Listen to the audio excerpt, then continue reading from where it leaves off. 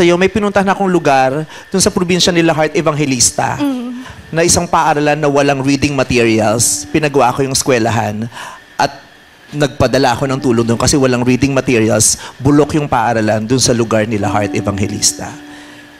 I cried so much when I saw that school.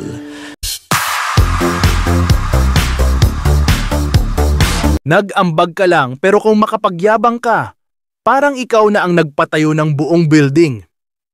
Ito ang matapang na sagot ng assistant ni Heart Evangelista sa mga naging patutsada ni Vice Ganda. Umuugong ngayon ang issue sa pagitan ng kampo ni Heart Evangelista at ni Vice Ganda. Matapos ang mga naging pahayag ni Vice sa It's Showtime tungkol sa isang paaralan sa Sorsogon na may mga pinsala. Ayon sa mga taga-suporta ni Heart, tila hindi nagustuhan ang pagkakabanggit ng pangalan ng actress at ng probinsya ng asawa nitong si Senator Cheese Escudero, na parabang may bahid ng pangungulit o fatama. Dahil dito, rumesbak ang personal assistant ni Heart na si Resty Rosel at diretsahang sinagot si Vice Ganda sa pamamagitan ng sunod-sunod na Instagram posts, kung saan nakatag pa mismo si Vice. Sabi ni Rosel, hindi ka nagpagawa ng paaralan classroom. Nag-ambag ka lang sa isang ongoing project ng PTA ng Bagakay Elementary School. 40% ay galing sa PTA at 60% naman ay galing sa'yo. Under construction na yun eskwelahan nung pumunta ka. Kung makikita ng tao sa vlog mong monetized, mukhang hindi pa kompleto itsura. Ikaw ang nagsabi ng gusto mong mag-ambag. Inako mo lahat ng credit na itsapuwera ang PTA na nagbayad rin naman doon sa pagpapagawa ng classroom. Tapos nilagay mo pa sa channel mo at monetized, sikat ka na, kumita ka pa. If Vice Ganda genuinely care for Sorsogon, why agree to hold a show in that province knowing that it urgently needs funds for school facilities? You could have advised Governor Hamor to allocate the money for that instead. Hipokrito. Pina-birthday yan pa ni Mayor Esther Hamor, ang nanay mo Vice Ganda sa beachfront residencia. Di ka man lang nagtaka na bakit ni-book sa library ng isang eskwelahan. Wala.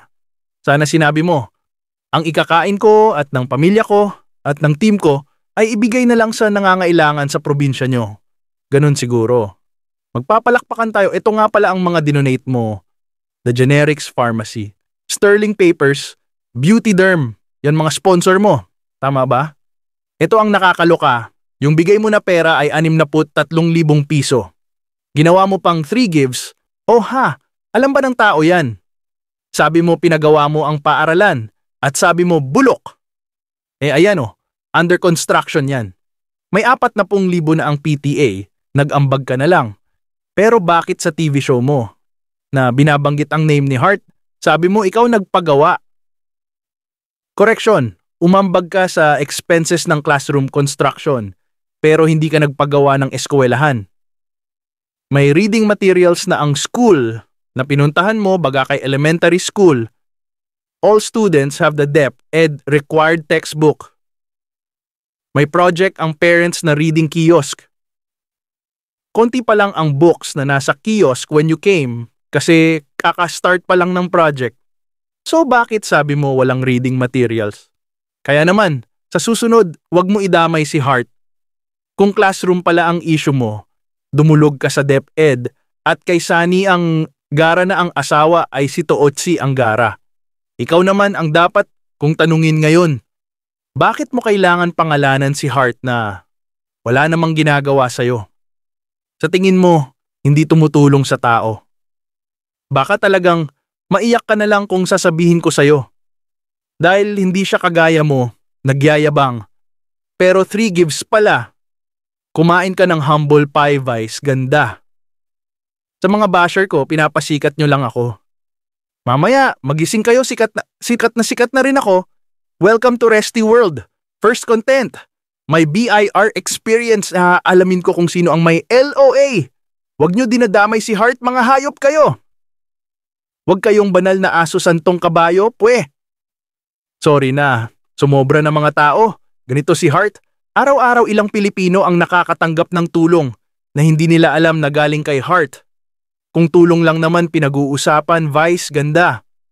1.5 million dinonate na Hermes bag ni Hart, Vice, ganda. Kung padamihan ng tulong, napakadami ni Hart niyan. Payabangan ang gusto mo, di ba?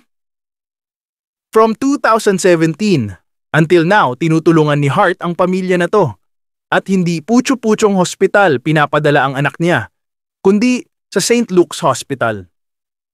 Samantala, wala pang pahayag si Vice, ganda, sa mga naging patutsada ng assistant ni Hart Evangelista na si Rizzy Rosel.